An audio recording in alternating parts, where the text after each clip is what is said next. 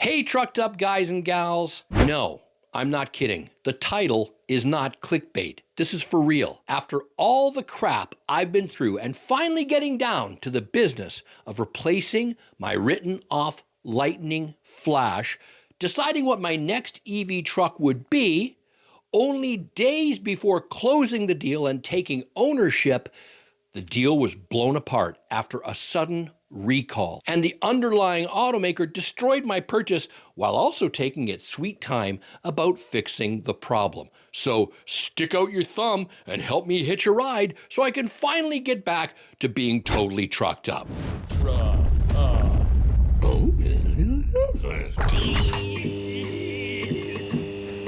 I just put out an exclusive video for my Patreon and Heavy Duty Superstar YouTube members where I shared the lead up to this whole fiasco, all the craziness around going from an insurance settlement to getting back on the road. And if you'd like to get the inside scoop every month beyond my regular YouTube videos, sign up and support the channel. All members get first reply status, monthly video acknowledgement, and advanced viewing of all my regular videos. Click to join one of the two options right here, or take advantage of the Patreon link in the description below. Thank you again. So, here's what happened. I had to decide what I was going to replace my lightning flash with. I had already gone through this exhaustive process a little over a year ago. You probably watched that when it locked me into buying the flash. But my world has completely changed since then. I'll let you in on a little secret. I already have 2 reservations out there for my next new EV truck, and neither of them are Ford. A third product is on its way. Who knows when it'll get to market, but that might also get added to my list. The plan was to own Thor. As those of you who don't know, Thor replaced Igor, both of which are F-150 Lightnings, I guess would be the better word, and keeping the lightning flash on the road until 2027, at which time I'd trade it in for the next EV truck adventure once they became available. For those of you who also aren't aware, I had an amazing trip with Thor that unfortunately ended very badly, which also involved a disastrous experience with an outdated, bureaucratically run insurer that wrote off my truck. I'm not the type to go and cry in my beer and feel all sorry for myself. Why? Why does it always happen to me? As the saying goes, when life gives you lemons, pucker? I can't remember. You know the rest. I pivoted, and it just so happened that right when I pivoted, the moment all this, we'll call it adversity, unfolded, the perfect opportunity landed in my lap and helped decide the next vehicle that I would use to carry me over until these new EV trucks were available. Because I still plan on showing off something other than a Lightning in 2027, now it had to be more of a bridge between now and then and be able to do these amazing planned adventures. And I had a very specific list of needs to do that. It had to have an internal or onboard charger of 80 amps. In other words, I needed it to have the ability to charge at 19.2 kilowatts. Ford cheapened out on the Lightnings in 2024, reducing their extended range vehicles from a dual setup of 80 amps to a single 48 amp charger without really letting anyone know unless they looked close enough. And you know, this was really horrible, actually. I think it could even affect adoption doing things like this to some degree. Basically, if you have access to an 80 amp level 2 charger, which many public installations provide, Ford basically doubled your charge time from 2024 onward. This includes home charging. There was no longer any point in installing an 80 amp level 2 at your house with a Lightning because it was no longer capable of charging beyond 48 amps. So which EV trucks have 80 amp chargers in them? Well, the 2022 and 2023 F-150 Lightning extended range Lariats, along with 2022 and 2023 F-150 Lightning Platinums, which are all extended range, all Silverado EVs, regardless of the trim or battery size, were built with 80 amp level 2 charging capacity. Nicely done, GM. Good job. As well as the sister Sierra EV lineups are all 80 amp. So Chevy and GM just proved they actually care about their customers' time and convenience. Lastly, GM realized that the first thing out of their EV truck gate, the Hummer EV, was lacking in this regard. So starting from 2024 onward, they added this feature to the big boy as well. Rivian remains 48 amp, as does Cybertruck. So buying those used for me was already out because they couldn't do what I needed them to do. Besides, both of those in Canada are still well over 100K anyway. The next clincher was actually mileage. I wanted to take the opportunity of my predicament to turn this into something positive, to provide something new, some real world experiences that you would benefit from. I wanted to use my next 2 years to test and challenge misconceptions and all the FUD via me physically living through it to prove it. So a higher mileage was the way to go because most people don't want to touch higher mileage. Higher mileage also generally means lower price, especially in the EV space, since nobody wants them. And that was the biggest clincher of all for me, my budget. So I set out to shop for all the vehicles above and do so across the entire country. I didn't care what ultimately ended up in my driveway. And I imagine you can already see where this naturally led. The only vehicles that have actually come down to a reasonable price that are old enough to have racked up higher mileage are the Lightnings and a very small number of the Silverados. They're out there. The only Hummer EVs available are after like 2024 and beyond for that onboard charger upgrade that GM made. And all of them that I found were still over $100,000, and all of them were on the other side of the country, either in Ontario or Quebec. I was able to track down a couple of Silverado EVs, but again, these things launched 2 years after the first Lightnings. However, I was getting closer to my price range with them, so I started looking a little deeper. All of them were the base bare bones trim WT series, either 3 or 4, but I didn't care. Again, most were out of province, also due to the same antiquated backwaters bureaucratic provincial insurer.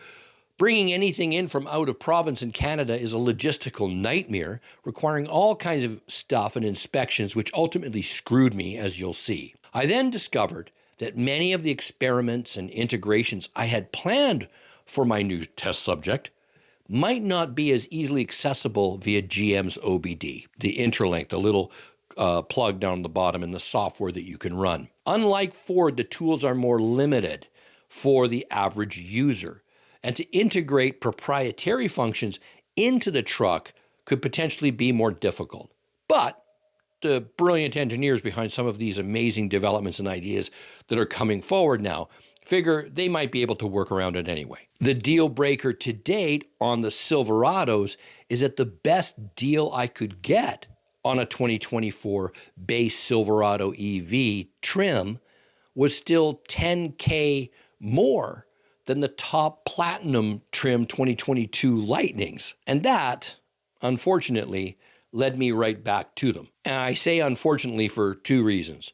1, I wanted to have something fresh for the channel. And 2, the nightmare that followed. I was at first pleasantly surprised to find many high mileage candidates for much lower prices. And this was for Ford's top end trims. I thought, wow, I'm going to have all the 5-star accoutrements and feel all high society.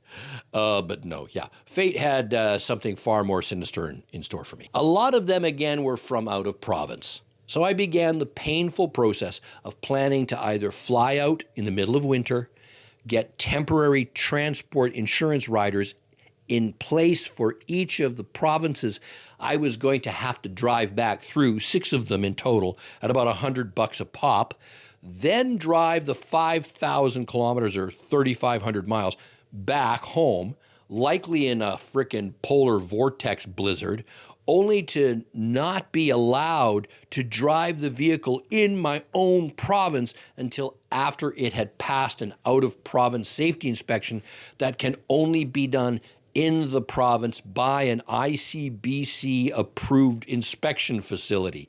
Yeah, I know. Option 2 was to have a flatbed ship it to British Columbia, but that ran into its own problems, an equally bureaucratic and backwaters quagmire of pencil pushers working for Ontario Motor Vehicles would not allow me to buy the vehicle from British Columbia. I had to physically be there, or the sales rep would have to physically be in British Columbia to sell it to me. Yes, it is that bureaucratically stupid. It's like having 10 countries, not 10 provinces. I imagine many of you in the States have, cursed similar hurdles going state to state. And you've got 50 of the darn things, we've got 10. So yeah, I feel your pain. The third option quickly became a dealership to dealership transfer, where my local dealership would buy the truck from the East Coast dealership, ship it, have it inspected once it's in British Columbia, and then resell it back to me. But finding a dealership willing to do that, take on potential risk of me, balking on the deal or getting hit by a bus or whatever, and trying to make its own worthwhile profits off the deal to make it, viable, takes a very incredibly fair, cooperative, and trustworthy dealership, to say the least. Luckily, I've got one of those. And they stepped up. They were ready to make it happen. The whole process would likely still take weeks, which meant, I was going to take delivery of this thing sometime just before Christmas. But it was a great deal. So I said, let's make it happen. Let's start the process and get me this truck. And that's when Ford Canada and Transport Canada kicked me squarely in the nether regions. Wouldn't you know it? The very moment I finally have a dealership willing to go through the process and potentially get me a 2022 Lightning Platinum in my driveway with everything I need to move forward, the whole deal was blown to pieces. By what, you ask? Those Fudchucker-identified exploding battery packs that if you pee on them, they'll level entire city blocks? Oh, no. My deal was wrecked over a light bar. Yeah, you heard that right. A stupid plastic decorative light bar that runs across the tailgate of Lariats and Platinums. Only days before the final negotiations, Ford Canada issued a do not demo, do not deliver notice on all 2022 and 2023 F-150 Lightnings ever sold in Canada to every one of its dealerships across the entire country. That doubled up with Transport Canada whacking it with the same recall notice, meaning that not only could no dealership sell or demo one in the country until Ford provided a fix, but it would also fail to pass the out-of-province safety inspection on any vehicle sold, private or dealership. I know what you're thinking, because I thought exactly the same thing. Either 1, buy it privately in the province, 2, buy it from a non-Ford dealership, or 3, just rip the stupid plastic light bar off and boom, just, call it a Flash or an XLT, because they don't have it. But no. Remember that backwaters bureaucratic quagmire of pencil pushers? None of the options above would get through insurance and registration with a do not deliver recall on it, whether privately sold or through a dealership if it is out of province. Now, the problem with in-province sales is that British Columbia has a much higher EV adoption rate than other provinces outside of Quebec, so resale values are much higher here, so the deals just aren't as common.